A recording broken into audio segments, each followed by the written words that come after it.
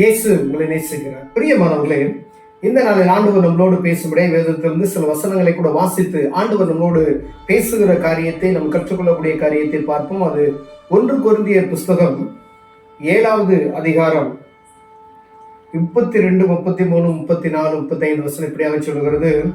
நீங்கள் கவலையற்றவர்களாய் இருக்க விரும்புகிறேன். விவாகம் இல்லாதவன் கர்த்தருக்கு எப்படி பிரியமாய் இருக்கலாம் என்று கர்த்தருக்குரியவைகளுக்காக கவலைப்படுகிறான். விவாகம் பண்ணினவன் தன் மனைவிக்கு எப்படி பிரியமாய் இருக்கலாம் என்று உலகத்துக்குரியவைகளுக்காக கவலைப்படுகிறான். அதுபோல மனைவியானவளும் கன்னிகைக்கும் வித்தியாசம் உண்டு. விவாகம் இல்லாதவன் சரீரத்திலும் ஆத்மாவிலும் பரிசுத்தமாய் இருக்கும்படி கர்த்தருக்குரியவைகளுக்காக கவலைப்படுகிறாள். விவாகம் பண்ணினவன் தன் புருஷனுக்கும் எப்படி பிரியமாய் இருக்கலாம் என்று உலகத்துக்குரியவைகளுக்காக கவலைப்படுகிறாள். இதை நான் உங்களுக்கு கண்ணியில் அகப்படுத்த வேண்டும் என்று சொல்லாமல் உங்களுக்கு தகுதியாய் இருக்கும் என்று நீங்கள் கவலை இல்லாமல் கர்த்தரை பற்றி கொண்டிருக்க வேண்டும் என்று உங்களுக்கு சுய புரோஜனத்துக்காக சொல்லுகிறேன். பிரியமானவர்களே, அப்போஸ்தலனாகிய பவுல் கொரிந்தியருக்கு எழுதும் பொழுது இந்த வசனங்களை எழுதி வைத்திருக்கிறதை பார்க்க முடியுது. நீங்கள் கவலையற்றவர்களாய் இருக்க விரும்புகிறேன். விவாகம் இல்லாதவன் கர்த்தருக்கு எப்படி பிரியமாய் இருக்கலாம் என்று. எளிமையா நம்ம சொல்ல போனா, ஒரு திருமணமான வேதம் எப்படி சொல்லப்படி எழுதியிருக்கிறார்னா, திருமணம் ஆயிட்டு ஊழியம் செய்கிறவர்களுக்கு சுவிசேஷத்தை அறிவிக்கிறவர்களுக்கு சில கட்டுப்பாடுகள், குடும்பத்தை பார்க்கணும், அதை பார்க்கணும், யாருக்கு பிரியமா இருக்கலாம், மனைவிக்கு பிரியமா இருக்கும், பிள்ளைகளுக்கு பிரியமா இருக்கும், அநேக கவலைகளை ஆட்கொண்டு நடத்துகிறோம். அதே போல ஒரு திருமணம் ஆகாத ஒரு மனிதன் ஆண்டவருக்காய் ஊழியம் செய்யும் பொழுது, இல்ல ஆண்டவருக்கு தன்னுடைய அர்ப்பணித்து வேலையை செய்யும் பொழுது, அவர் யாருக்காண்டி அதிகமாக அவர் நேரத்தை செலவிடுவார்கள் என்று பார்த்தோம்னா, கர்த்தருக்கு அவருக்கு எப்படி பிரியமா இருக்கலாம், அவர் என்ன சொல்றார் அதன்படி நடக்கலாம் என்று. அதுக்காக நீங்க அப்படி இருக்கணும்னு சொல்லி நான் ஒரு விருப்பமாகத்தான் புத்தியாகத்தான் சொல்லுகிறேன். இது கட்டாயமும் கிடையாது. இது ஆண்டவர் எழுதி வைக்கல. எல்லாரும் திருமணம் ஆகணும், எல்லாரும் அப்படிதான் இருக்கணும்னு சொல்லல. எல்லாரும் திருமணம் பண்ணிக்கணும் தான் ஆண்டவர் சொல்லாரு. ஏன்னா வரம் பெற்றவர்களே அன்றி இப்படி யாரும் இருக்க முடியாது. அநேகர் இருக்கிறார்கள், கன்னியாஸ்திரிகள் இருக்கிறாங்க, சாமியார்கள் இருக்கிறாங்க, கத்தோலிக்க திருச்சபையில் இருக்க ஃபாதர்ஸ் பூரா பார்த்தீங்கன்னா திருமணம் ஆகாதபடி தங்களை அர்ப்பணித்து ஆண்டவருக்காக ஊழியம் செய்து கொண்டு இருக்கிறார்கள். பிரியமானவர்களே, அதே போல அநேக கன்னியாஸ்திரிகள் நாம் எங்கும் பார்க்கிறோம், அர்ப்பணித்து தன்னை ஆண்டவருக்காக அர்ப்பணித்து ஊழியம் செய்து கொண்டு இருக்கிறதை நாம் பார்க்க முடியும். ஆனா வேதம் சொல்லுகிறது, உங்களை கண்ணியில் நான் அகப்படுத்த வேண்டும் என்பதற்காக இதை நான் சொல்லல. உங்க சுய புரோஜனத்துக்கு நீங்க கர்த்தருக்கு உண்மையாய் நடந்துக்கணும்னு சொல்லிதான் இதை சொல்றேன். அதாவது மற்றபடி அவனவனுடைய செயலின்படி நீ கல்யாணம் பண்ணினாலும் பரவாயில்ல, கல்யாணம் பண்ணிட்டு நீ ஒளிய பார்த்தாலும் பரவாயில்ல, எப்படி வேணாலும் நீ இருந்துக்கலாம் அப்படின்னு சொல்லி ஆண்டவர் சொல்லுகிறார். ஆனா ஒருவேளை ஆண்டவருக்கு விருப்பம் உள்ளவராய் ஒரு மனிதன் ஆக விரும்பும் பொழுது, நான் ஒரு ஃபாதரன் ஆகிறேன் அப்படின்னு சொன்னா ஆண்டவருக்கு ஊழியம் செய்ய முடிய அழைக்கப்படுகிறோம். பிரியமானவர்களே, அநேகர் திருமணமானவர்கள் சுவிசேஷர்களுக்காக, பிரசங்கமாக, போதகர்களுக்காக, மெய்ப்பர்களுக்காக அநேக விதமான ஊழியங்களை செய்கிற ஊழியர்கள் இருக்கிறாங்க. ஆனா இவர்கள் விசேஷமாய் அழைக்கப்பட்டவர்கள் என்று வேதம் சொல்லுகிறது. தங்கள் வாழ்க்கையே அர்ப்பணித்திருக்கிறாங்க. பாருங்களேன், எவ்வளவு ஒரு கிருபை பாருங்க. ஆனா ஆண்டவருக்கு ஊழியம் செய்கிறோமா என்று பார்க்கும்படி அழைக்கப்படுகிறோம். பிரியமானவர்களே, ஒரு ஃபாதர் இருக்காங்க அப்படின்னு சொன்னா அவங்க கனத்துக்குரியவர்கள் என்று நம்ம சொல்லப்படுகிறோம்.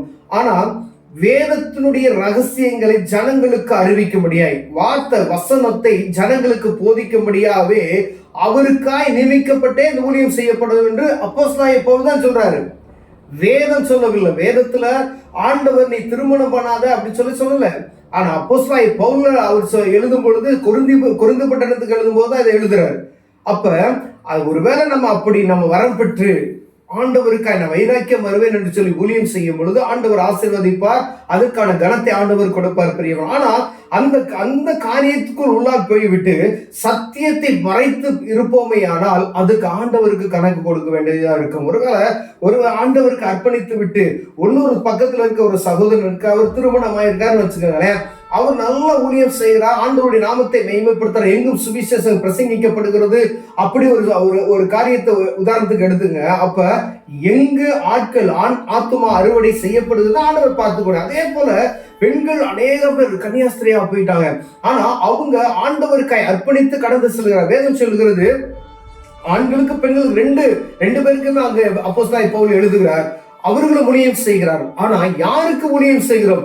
இயேசு கிறிஸ்துவின் ரத்தம் சகல பாவங்களை நீக்கி சுத்திகரிக்கும் என்ற வார்த்தையை ஜனங்களுக்கு சொல்லும்படியாக ஆண்டவர் அழைக்கிறார். பெரியவர் ஊழியத்துக்கு அழைப்பது என்பது இதுக்குதான், சுவிசேஷத்தை பிரசங்கிக்கும்படியாகவே ஆண்டவர் அழைத்தார். பழைய ஏற்பாட்டின் காலத்துல பாத்தீங்க அப்படின்னு சொன்னா, ஒரு மனிதன் ஜனங்களை அழைத்து செல்வதற்கு, நடத்தி செல்வதற்கு ஆண்டவர் மோசையை பயன்படுத்தினார், ஒவ்வொரு ராஜாக்களை பயன்படுத்தினார், நியாயாதிபதிகளை ஆண்டவர் நடத்தி கொண்டு வந்ததை நாம் பார்க்க முடியுது. புதிய ஏற்பாட்டின் காலத்துல ஆண்டவராய் இயேசு கிறிஸ்துவின் ரத்தம் மனிதனுடைய பாவத்தை மன்னிக்கும் என்பதை அறிவிக்கும்படி ஊழியர்கள் என்ன செஞ்சாரு? தேர்ந்தெடுத்தார். அதற்காகவே ஊழியர்கள் எங்கும் பெருகிக் கொண்டிருக்கிறத நான் பார்க்க முடியும். அதுல விசேஷித்தவர்கள் ஆண்டவருக்காய் திருமணம் ஆகாதபடி இருக்கிறவர்கள் பிரியம். ஆனா அவர்கள் ஆண்டவருக்கு மகிமையை செலுத்துகிறார்களா? ஆண்டவருக்கு நாம் மகிமையை செலுத்துகிறோமா?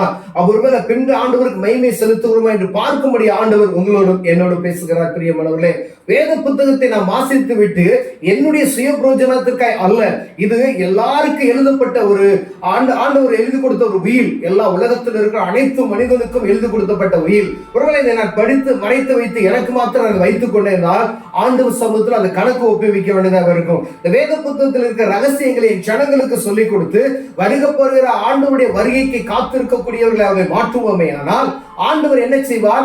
அதற்கான காரியத்தை அவர் நியமிப்பார். அவர் வரும்பொழுது அதற்கான கிரீடத்தை நாம் பெற்றுக்கொள்ள முடியும். பிரியமானவர், ஒருவேளை நான் வேதத்தை பூரா பல முறை வாசித்தேன், டாக்டரேட் வாங்கிட்டு பலவிதமான எல்லா கருத்துகளும் எனக்கு தெரியும் என்று சொல்லிவிட்டு ஒருவேளை அதற்கு விரோதமாய் இந்த வார்த்தையை மறைத்து இருதயத்துக்குள்ள நாம் மாத்திரம் வைத்துக் கொண்டு வேணுமா, வசனங்களை மற்றவருக்கு சொல்லாதபடி வைத்திருமா, கணக்கு ஒப்பிக்க வேண்டும் என்று நான் சொல்லுகிறேன். பிரியமானவர்களே, ஆண்டவர் உங்களோடு பேசலாம். ஒருவேளை நீங்க ஆண்டவருக்கு நீங்கள் அர்ப்பணித்திருப்பீர்கள், ஆனால் ஒருவேளை இந்த வசனத்தை நீங்கள் மற்றவருக்கு சரியானபடி வசனத்தை வசனமாய் போதிக்காமல் இருப்பீர்களானால் ஆண்டவர் உங்களோடு கூட இடைபடுகிறார். பிரியமானவர்களே, உங்களுக்கு கொடுக்கப்பட்ட கனம் அது விவேகமானது, விசேஷமானது, யாருக்கும் கொடுக்கப்படாத அற்புதமானது. பிரியமானவர்களே, இதை சரியான நேரத்தில் நீங்க பயன்படுத்திங்க. ஆண்டவருடைய வருகை அது சீக்கிரத்தில் இருக்க போகிறது என்பதை மாத்திரம் நம்ம எல்லாம் அறிந்திருக்கிறோம், நீங்களும் அறிந்திருக்கிறீங்க. அதன்படி ஜனங்களுக்கும் அறிவிக்க வேண்டும். நோவாவினுடைய காலத்துல நோவா எல்லா ஜனங்களுக்கு அறிவித்தது போல நாமும் அறிவிக்க வேண்டும். எல்லா ஜனங்களும் ரட்சிக்கப்பட்டு ஆண்டவருடைய சமூகத்துக்கு வர வேண்டும் என்பதை ஆண்டவருடைய பிரியம். ஒருவனை கெட்டு போகாதபடிக்கு நித்திய ஜீவனை பெற்றுக் கொள்ளும்படி ஆண்டவர் விரும்புகிறார். அதை எல்லாருக்கும் சொல்ல வேண்டும் என்று விரும்புகிறார். ஒருவேளை இதை சொல்ல தவறியிருந்தோம்னா, இந்த வசனங்களை நாம் மறைத்து வைத்திருப்போமேனா, இனி அப்படி செய்யாதபடிக்கு ஜனங்களுக்கு உள்ளதை உள்ளது என்று சொல்வதற்கு நம்மை அர்ப்பணிப்போம். கண்களை மூடுவோம். ஜெபம் செய்வோம். அன்பின் தகப்பனே, நாங்கள் ஆண்டவருக்காய் ஆண்டவரே நாங்கள் அர்ப்பணித்திருக்கிறோம். ஆண்டவரே நாங்கள் திருமணமாகாதபடி அநேக ஊழியர்கள் ஆண்டவருக்காய் அர்ப்பணம் பண்ணியிருக்காங்க, ஸ்திரீகள் அர்ப்பணம் பண்ணியிருக்காங்க ஆண்டவரே. ஆனா சத்தியத்தை போதிப்பதற்காகவே அர்ப்பணம் பண்ணியிருக்கோம் என்ற உணர்வு எனக்குள்ளும் எங்களுக்குள்ளும் உண்டாகும்படியாக நான் ஜெபிக்கிறேன். ஆண்டவரே, ஜனங்களுக்கு சத்தியத்தை போதிக்க உதவி செய்வீராக. இயேசுவின் நாமத்தில் பிதாவே, ஆமென்.